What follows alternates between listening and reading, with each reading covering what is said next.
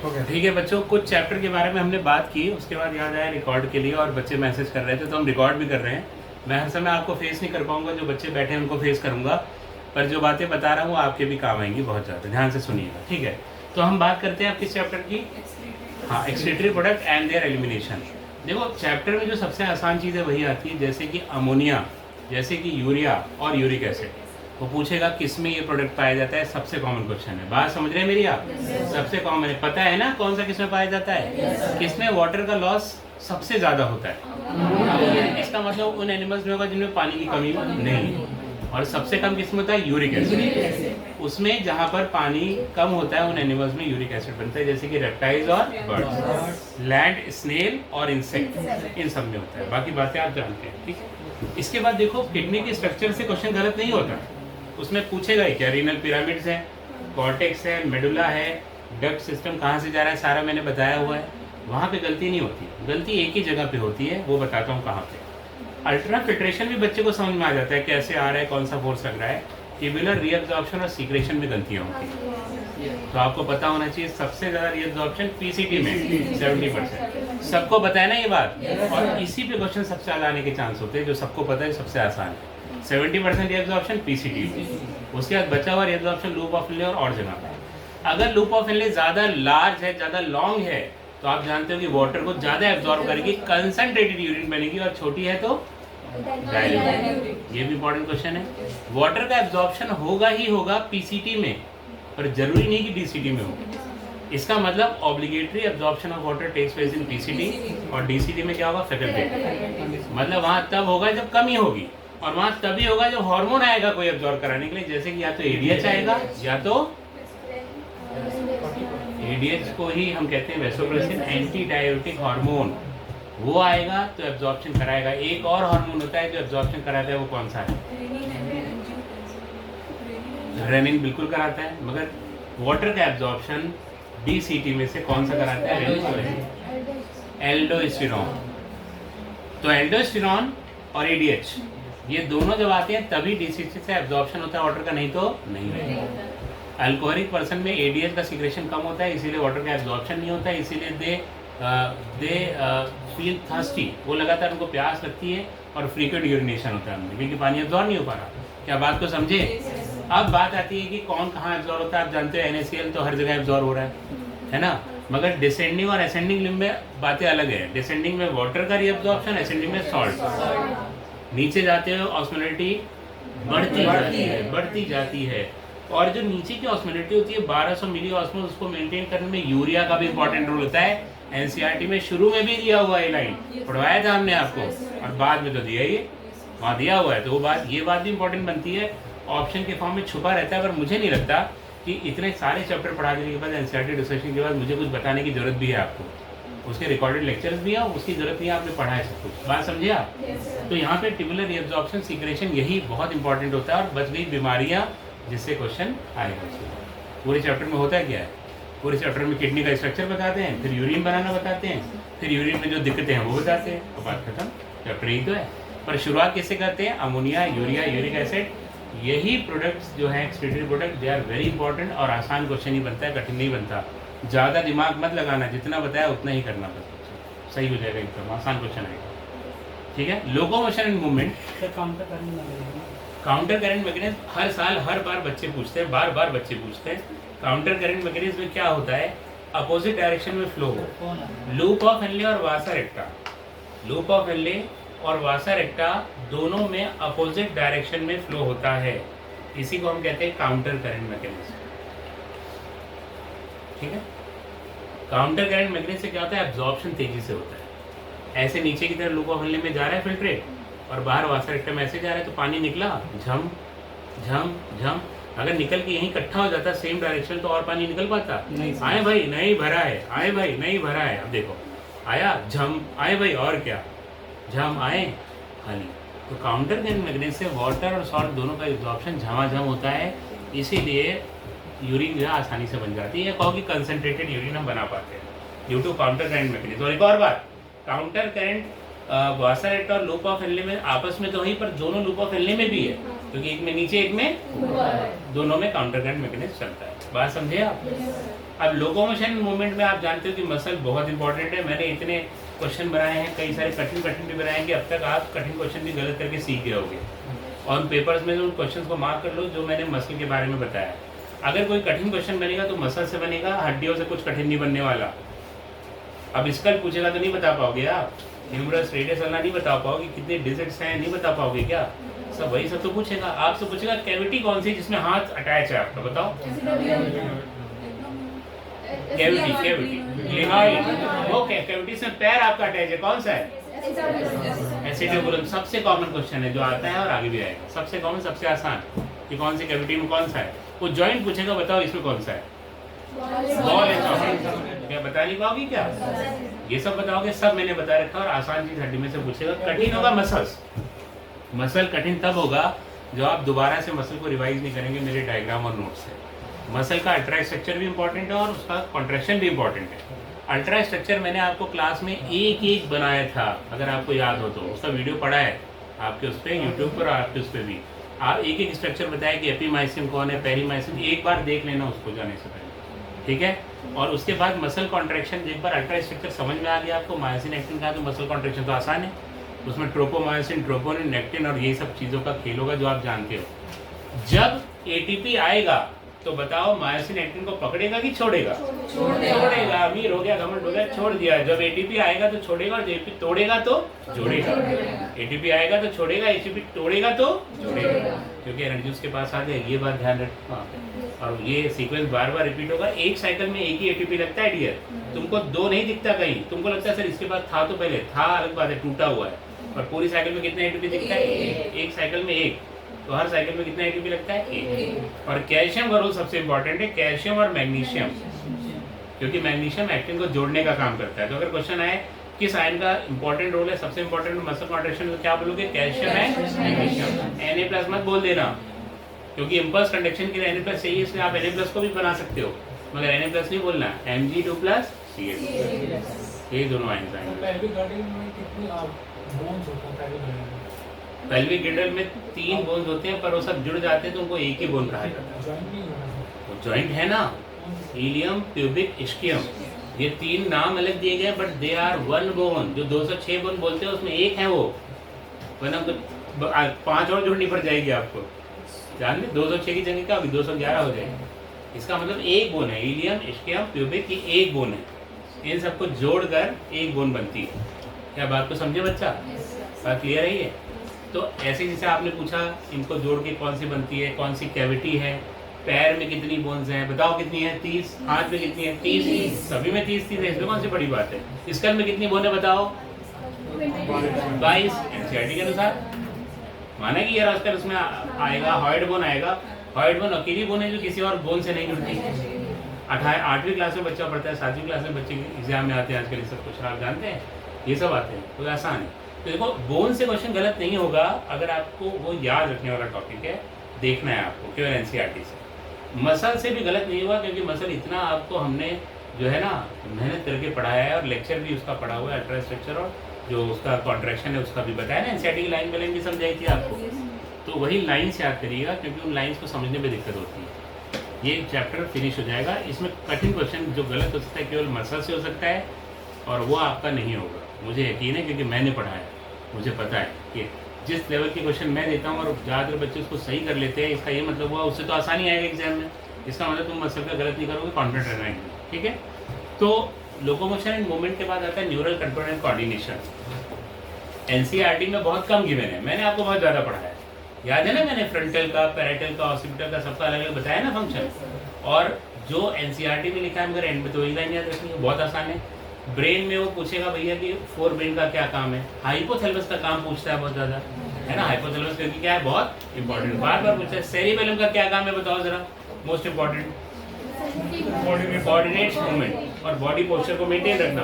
Hypothalamus का क्या काम है बताओ, थर्मोरेगुलेशन। हाइपोथैलेमस थर्मोरेगुलेशन, टेम्परेचर को सबसे पहले, इसके अलावा वो तो बहुत कुछ करता है भाई। क्या?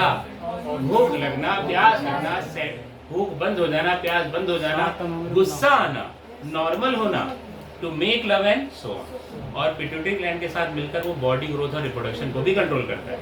तो हाइपोथैलेमस पे क्वेश्चन आता है, सेरिब्रम पे क्वेश्चन आता है, क्योंकि वो सबसे बड़ा पार्ट है, बड़ा भाई है, उसका छोटा भाई है सेरिबेलम। बड़ा और छोटा क्यों? क्योंकि दोनों में बाहर ग्रे मैटर अंदर व्हाइट मैटर, दोनों ही जैसे होते हैं, दोनों का सरफेस कॉन्वोल्यूटेड होता है, मतलब फोल्डेड। क्यों होता है फोल्डेड?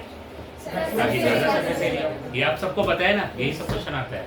क्यों जाता है? वो बोलेगा हाईली कन्वोल्यूटेड सरफेस एरिया किसका होता है? तो सेरिब्रम और सेरिबेलम दोनों भाई है, दोनों में बाहर ग्रे मैटर अंदर व्हाइट मैटर, जबकि स्पाइनल कॉर्ड में बाहर व्हाइट मैटर अंदर ग्रे मैटर, उल्टा होता है स्पाइनल कॉर्ड में। क्या बात को समझिए आप? तो ब्रेन में बहुत कम चीजें वो आपको दे रखी है, वो पढ़ना है आपको।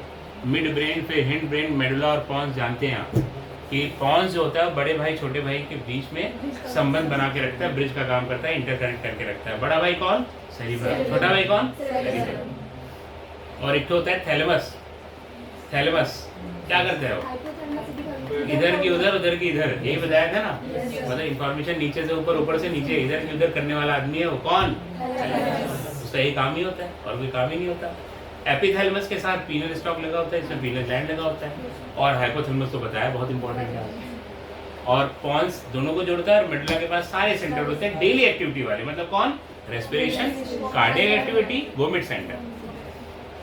देखो कार्डियक एक्टिविटी और रेस्पिरेशन को मेडुला कंट्रोल तो करता है, मगर जब उसके सिग्नल कभी गलत होते हैं तो हाइपोथैलेमस रोल में आ जाता है, वो उसके सिग्नल को करेक्ट करता है। वो लिखा हुआ नहीं है, मगर पूछेगा तब बता दीजिएगा अगर आ जाता है तो।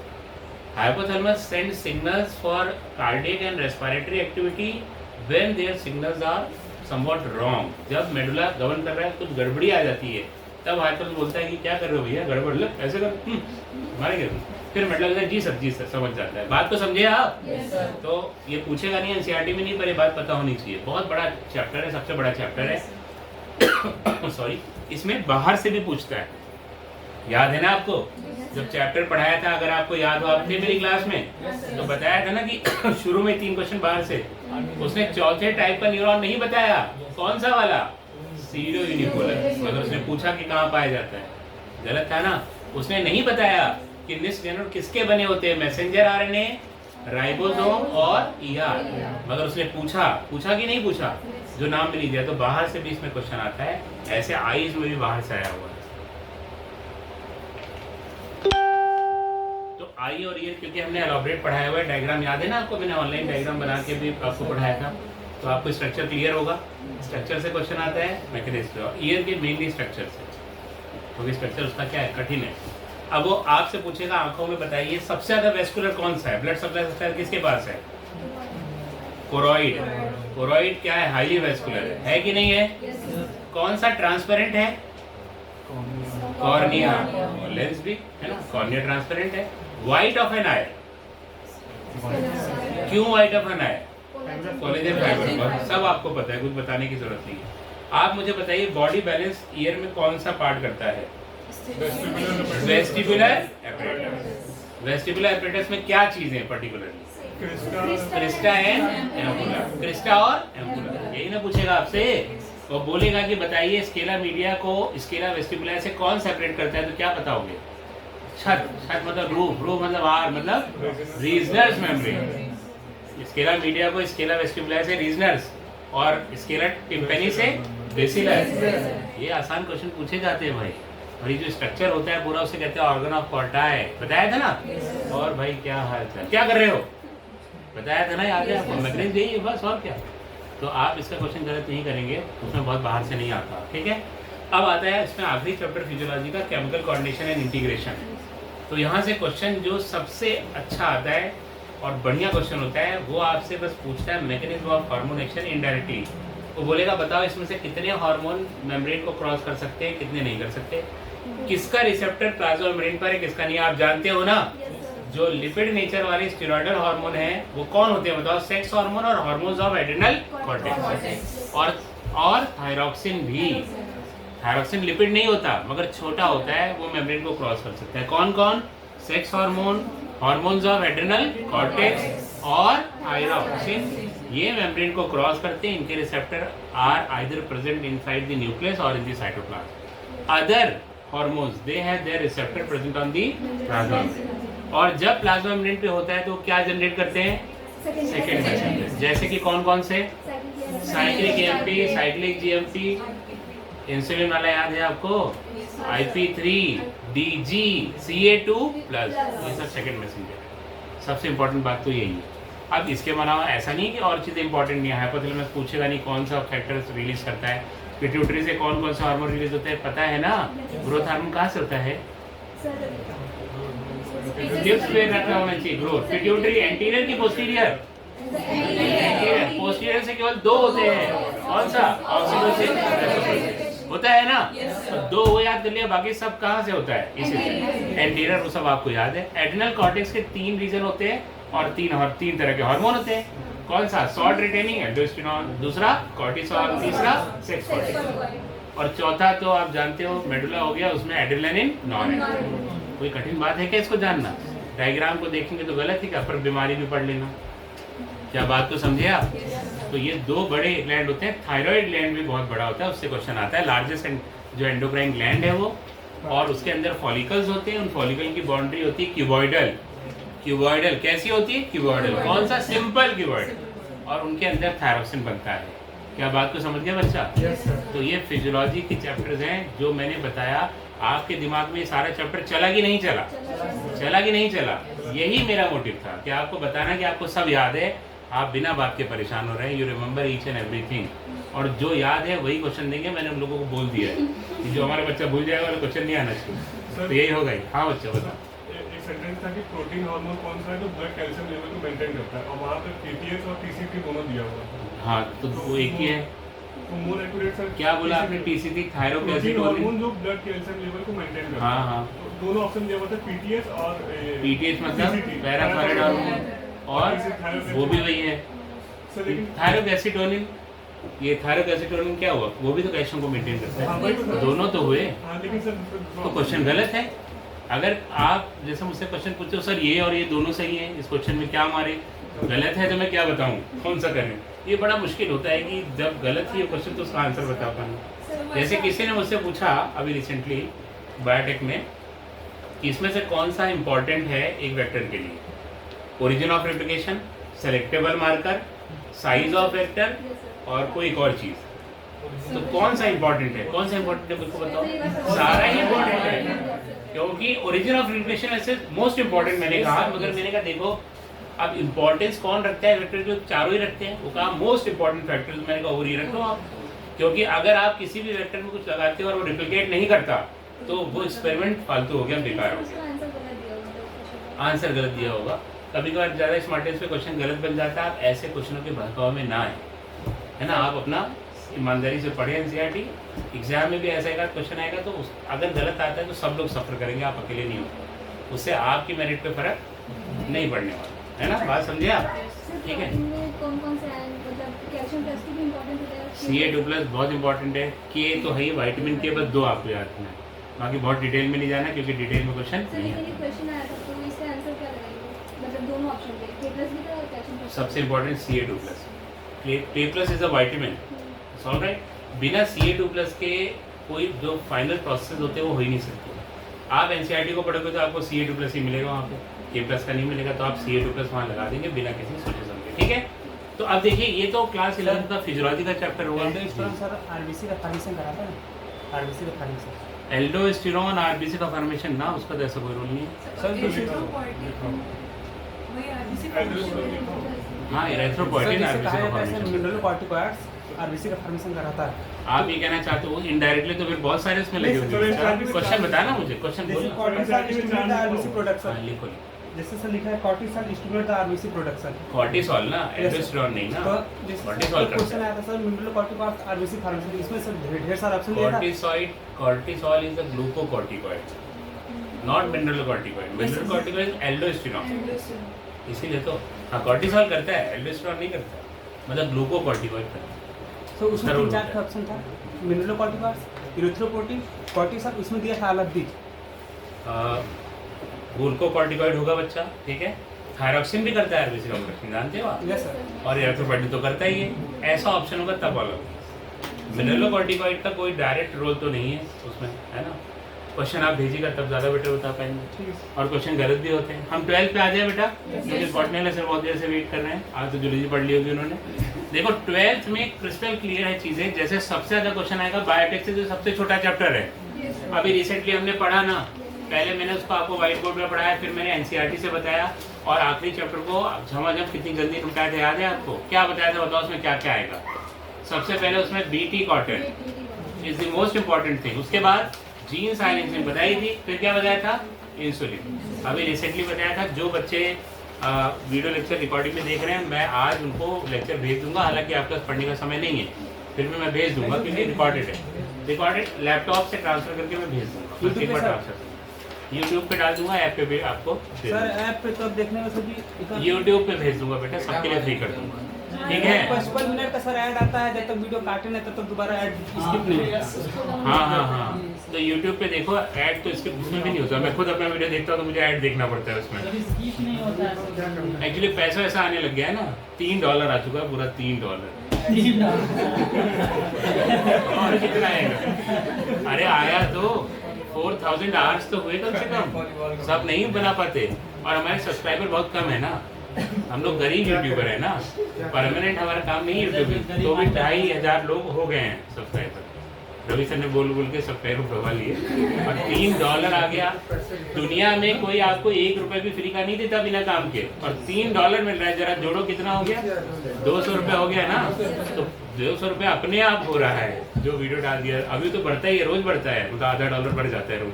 30-35 रुपये रोज फ्री के मिल रहे, तो किसी को काट रहे हैं क्या? और सब्सक्राइबर भी बढ़ रहे हैं हर दिन, तो ये बढ़ता ही जाएगा। बात समझे? हमने कई सारे वीडियो प्राइवेट करे हैं, मैं कुछ समय के लिए सारे वीडियो फ्री कर देता हूँ, आप सब यूट्यूब पे देख लीजिए, ठीक है। ऐप में अगर दिक्कत होती है तो कर दो सारे। आज सारे पब्लिक कर दूँ आज। आई और ईयर वाला तो पब्लिक है बेटा शायद। मैं मैक्सिमम पब्लिक कर दूंगा, जिस बच्चे को जो देखना है वो देख ले, ठीक है। जिसको जो देखना है वो बच्चा देख ले। आपको हम देखेगा 10 दिन में, क्या कर लेगा बच्चा, ये 6 दिन में। तो सुनिए, बायोटेक में जो सबसे इम्पोर्टेंट थिंग थी वो हमने पढ़ी। सभी लोग जो क्लास में आए उन्होंने जाना कि सबसे कठिन चीज़ जो समझ में नहीं आती वो होती है recombinant, non recombinant, transformant, non transformant. याद है ना, आपको समझाया गया वो, वहाँ पे कठिन है, बाकी कहीं कठिन नहीं है। बाकी जहाँ भी कोई ऑप्शन एग्रोबैक्टीरियम क्यूबिफिकेशन दिखे लगा दीजिएगा, सही होगा, चमक के दिख रहा होगा। क्योंकि ज़्यादातर प्लांट में जो वेक्टर यूज होता है वो कौन सा यूज होता है बताइए? एग्रोबैक्टीरियम क्यूबिफिकेशन, वही वेक्टर यूज होता है ज़्यादातर, होता है कि नहीं? तो इसीलिए वो आपको लगा देना है तुरंत, आँख बंद करके, वो सही हो जाएगा। क्या बात को समझे आप? इसके बाद बताया ना बीटी कॉटन, उसमें बताया था क्राई 1 AB, क्राई 2 AB बताया था ना। क्यों, किसके लिए स्पेसिफिक है, याद करा आपने कि नहीं? बोला था ना, वो याद रखना है आप। इंसुलिन के बारे में छोटा सा ये पर बताया था कि चेन ए और चेन बी अलग बनाई जाती है। क्यों? क्योंकि इसमें चेन सी भी जुड़ी होती है। अगर वो जुड़ी होगी तो एक्टिव नहीं होगा, उसको काटना पड़ेगा, वो मुश्किल है। तो चेन ए अलग ही कोलम में, चेन बी अलग, दोनों को निकाल बनाया और जोड़ दिया डाइसल्फाइड से। क्या बात को समझे? आरई के बारे में, पैरेंड्रोमिक सीक्वेंस के बारे में और सारी बातें मैंने बताई है। चैप्टर इज वेरी स्मॉल, पर उसकी वर्थ बहुत ज़्यादा है। उसमें से 8 क्वेश्चन भी आ जाते हैं। तो आपको बायोटेक को तो 12th में सबसे पहले रिवाइज करना है। एनसीईआरटी के बाहर से एक बार क्वेश्चन आया है पिछले 13-14 साल में, एक बार केवल, बस। तो हम ये मान के जा सकते हैं कि एनसीईआरटी से आएगा सब कुछ। एक्स्ट्रा चीज़ें मत पढ़िए, क्योंकि उसका समय आपके पास बिल्कुल भी नहीं है। जो आपने एक्स्ट्रा पढ़ा है वो आप भूले नहीं हो, उसको मगर अब रिवाइज करने की जरूरत नहीं। रिवाइज वो करिए जो सीधे आएगा। बात समझिए? ह्यूमन रिप्रोडक्शन बहुत बड़ा टॉपिक है, मगर क्वेश्चन सबसे ज़्यादा कहाँ से आता है? देखो, मेल रिप्रोडक्टिव सिस्टम इतना बड़ा है तो पूछेगा भाई कहाँ से आ रहा है स्पर्मेटोजोन, उसका पाथ पूछता है, बड़ा कॉमन क्वेश्चन है। वो पूछेगा बताओ टेस्टिस बाहर क्यों प्लेस्ड है, तो आप जानते हो टेम्परेचर। आसान है, सबको पता है कि नहीं? वही क्वेश्चन तो आता है जो आसान होता है, जो आपको याद होता है। मैं कब कह रहा हूँ कि कठिन आता है? 2 से 2.5 डिग्री सेल्सियस कम टेम्परेचर के लिए बाहर रहता है ना, और स्पर्मेटोसाइट में वो प्लेस्ड होता है। इसके बाद path of spermatozoon is very important. और स्पर्मेटोजेनेसिस में आप जानते हो पूछ लेता है नंबर कि एक स्पर्मेटोगोनिया है तो कितने स्पर्म बनेंगे, बोलिए? 4। और एक हुआ है तो कितने हुआ बनेंगे बताओ? 1। तो ऐसे पूछेगा कि 50 स्पर्मेटोगोनिया और 50 हुआ है, बताओ कितना गेमीट बनेगा, बोलो? 250, मतलब 250। क्या बात को समझ गया? ये आसान है ना, यही तो क्वेश्चन पूछता है, और क्या पूछता है? अब मेंस्ट्रुअल साइकिल इतनी बार आप लोगों को पढ़ाया मैंने क्लास में, बाहर इतनी इंपॉर्टेंस देके पढ़ाया है कि मुझे नहीं लगता आप भूल जाएंगे। आप मुझे बताइए फीमेल का फर्टिलिटी पीरियड कौन सा हार्मोन से पता किया जाता है होम किट में? जरूर गलत बताएंगे। वेरी गुड, बताइए।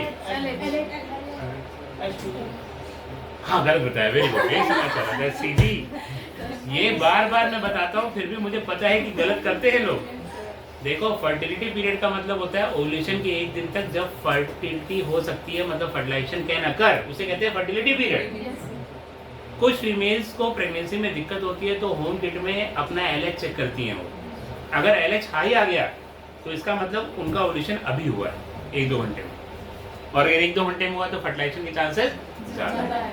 बात क्या समझ गए? तो फर्टिलिटी पीरियड का मतलब period after ovulation, 1 day after ovulation, because the life of woman is for 1 day, 1 दिन के लिए होती है। बात समझे? प्रेगनेंसी में कौन सा हार्मोन टेस्ट करते हैं? SCG। यही कारण है कि SCG वाला क्वेश्चन इतनी बार आ गया, इतने ज्यादा बच्चे रट लेते हैं SCG कि जब उनसे प्रेगनेंसी नहीं फर्टिलिटी पीरियड बोलो तो भी कहते हैं SCG, क्योंकि दिमाग में SCG उनके प्रिंट हो गया होता है। हालांकि NCERT में SCG का ना तो SCG वाला आएगा, मगर ये कोई गारंटी थोड़ी कि LH वाला नहीं आएगा, फर्टिलिटी पीरियड नहीं पूछेगा आपसे। वो भी तो पूछेगा, रिदम मेथड भी तो देता है ना। रिदम मेथड का क्या मतलब है? कि avoiding sex from which day to which day in menstrual cycle?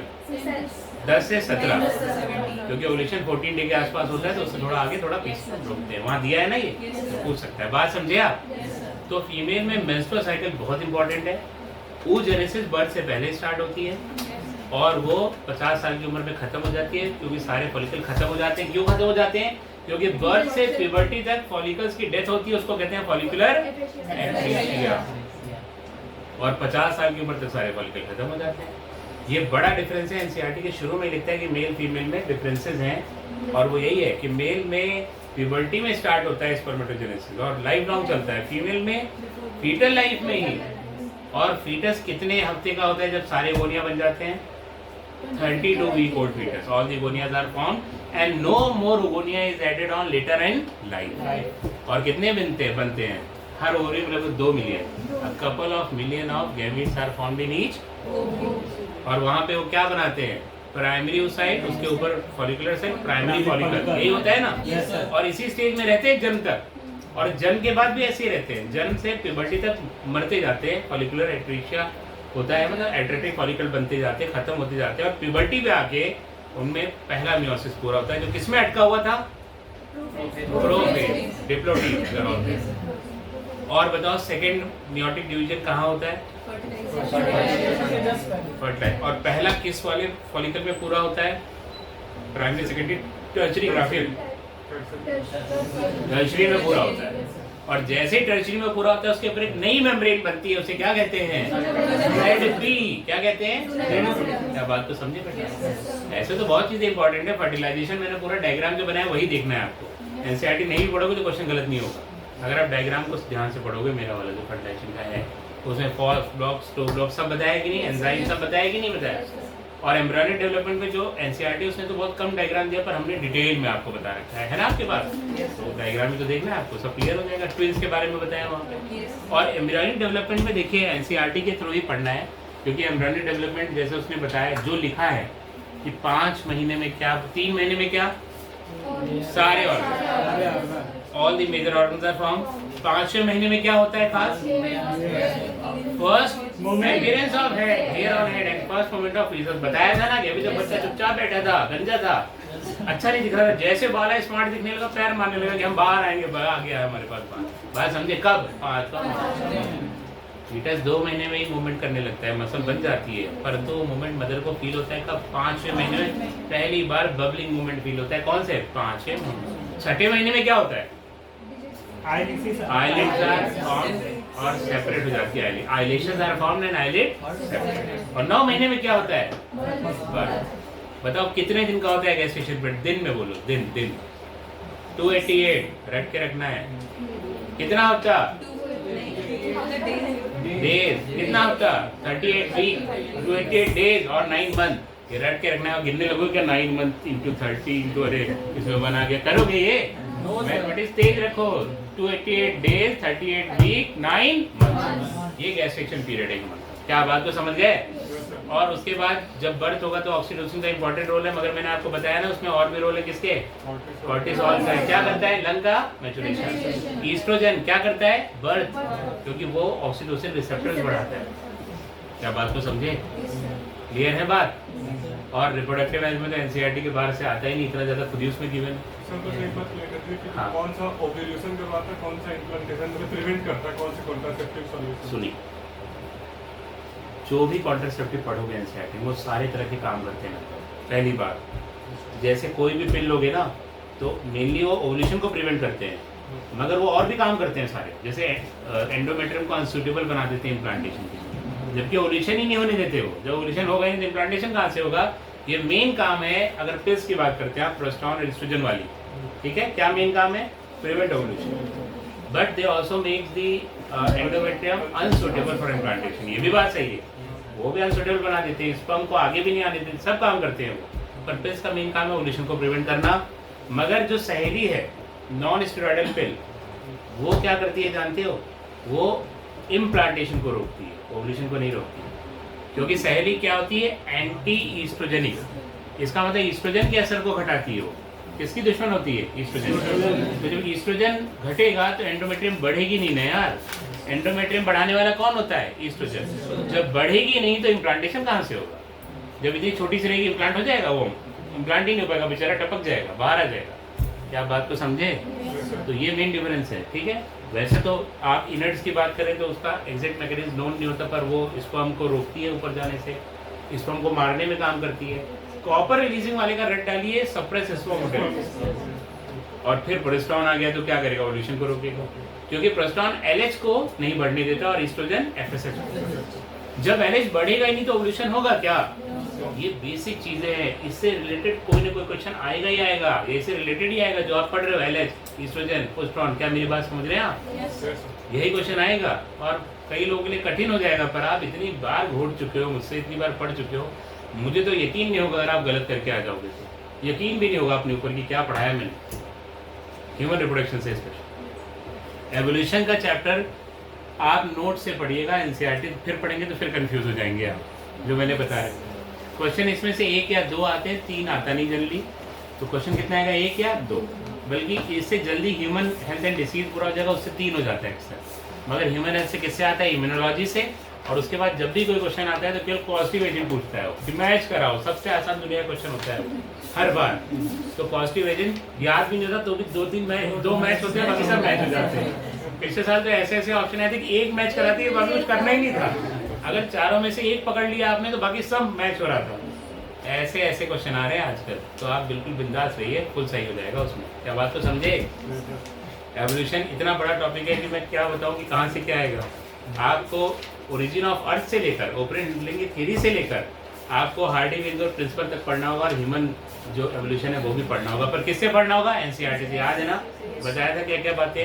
आपको ये एपरेटस भी याद रखना पड़ेगा, आपको ज्योलॉजिकल टाइम स्केल भी याद रखना पड़ेगा। बहुत बड़ा टॉपिक है, मगर हाँ ये मैं गारंटी देता हूँ आपको होमोलोगस एनालोगस ऑर्गन करना पड़ेगा, उससे क्वेश्चन आने के सबसे ज़्यादा चांस होते हैं। डार्विन के तो भाई महान है, उनके बारे में क्वेश्चन आ सकता है। नेचुरल सिलेक्शन थ्योरी उससे आ सकता है, आने को तो इतने टॉपिक है कहीं से भी आ सकता है, मगर उसमें होमोलोगस एनालोगस वाला बहुत कॉमन है।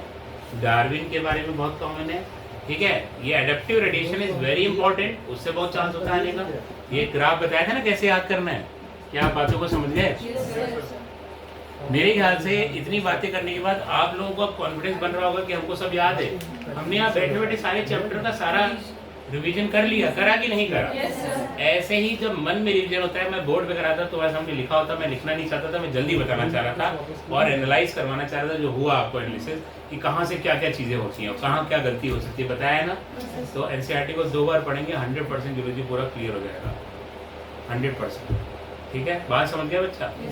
कुछ रिकॉर्डिंग में 1-2 चैप्टर छूटे हैं तो वो बच्चा खुद पढ़ लीजिएगा, कोई दिक्कत की बात नहीं। एनसीईआरटी से 2 बार, कम से कम 2 बार पढ़ें, है ना, क्योंकि अब उतना समय नहीं है कि मैं दूसरी रिकॉर्डिंग भेजूंगा मैं मेहनत करके, पढ़ेंगे नहीं और मैं डिस्टर्ब नहीं करूँगा किसी को। मैं चाहता हूँ बच्चे खुद अपना पढ़ें। अब बहुत कम समय है, एनसीईआरटी की 2 रीडिंग सभी लोग करें लास्ट के 2 दिन में या 3 दिन में, जो तुम्हारा कैलिबर है। और लास्ट के 2 दिन तो 18 घंटे पढ़ोगे ही ना, परंतु एग्जाम के 1 दिन पहले आराम से पढ़ना, सो जाना, नींद तो आएगी, आदत तो पड़ जाती है देर से सोने की, परंतु ये मत करना कि एग्जाम के दिन पहले तुम 2-3 बजे पढ़ रहे हो, यार वो भूल गए, ये भूल गए कुछ नहीं, भगवान भरोसे नहीं पढ़ेंगे। बल्कि एक दिन पहले पढ़ना छोड़ दीजिए, आप आराम से खाना पीना खाइए बाहर, जो आपको अच्छा लगता है, chicken mutton pizza burger whatever, खूब पेट भर के खाइए, और बस दिन में सोइए और रात में भी सोइए और सुबह जाके एग्जाम दीजिए। अब ऐसा भी नहीं कि बाहर का ज़्यादा खा ले पेट ही खराब हो जाएगा और एग्जामिनेशन हॉल में सोच रहे कब खत्म हो, तो गड़बड़ हो जाएगा मामला। ध्यान रखना पड़ेगा सेहत का। पर आप रिलैक्स रहिए एकदम और अपने मन में नेगेटिव थिंकिंग को मत आने दीजिए। देखिए, एक नेगेटिव थिंकिंग ना सारे पॉजिटिव थॉट को जीरो कर देता है, और पॉजिटिव थॉट में उतनी पार नहीं होती, नेगेटिव में बहुत पार होती है। जैसे ब्लैक कलर नेगेटिव माना जाता है, कितने भी कलर कर दो, अगर ऊपर से ब्लैक कर दिया कोई दिखेगा? और ब्लैक के ऊपर कोई कलर करोगे दिखेगा? नहीं दिखेगा, जब तक उसकी पूरी लेयर नहीं बनाओगे। तो negative thought destroys every possibilities of positive things. आप नेगेटिव थॉट को मत लाइए, नेगेटिव पर्सन से मत मिलिए, जो ये कहता है बहुत कठिन आएगा, होता नहीं, हमारा 10 साल से ना, तुम्हारा क्या होगा, ऐसे लोगों से दूर रहिए। लास्ट समय में वो लोग जो है ना आपका सिलेक्शन होने नहीं देंगे, क्योंकि वो फ्रस्ट्रेटेड है, उनका खुद नहीं हुआ है। क्या बात को समझ रहे हैं? हाँ सर, टेस्ट में तो अच्छा, मतलब ये जूलॉजी में काफ़ी अच्छा जा रहा है, लेकिन सर ये डर है कि अगर इससे टफ क्वेश्चन आ गया तो क्या होगा? सवाल ही नहीं उठता, आज तक जिंदगी में नहीं आया।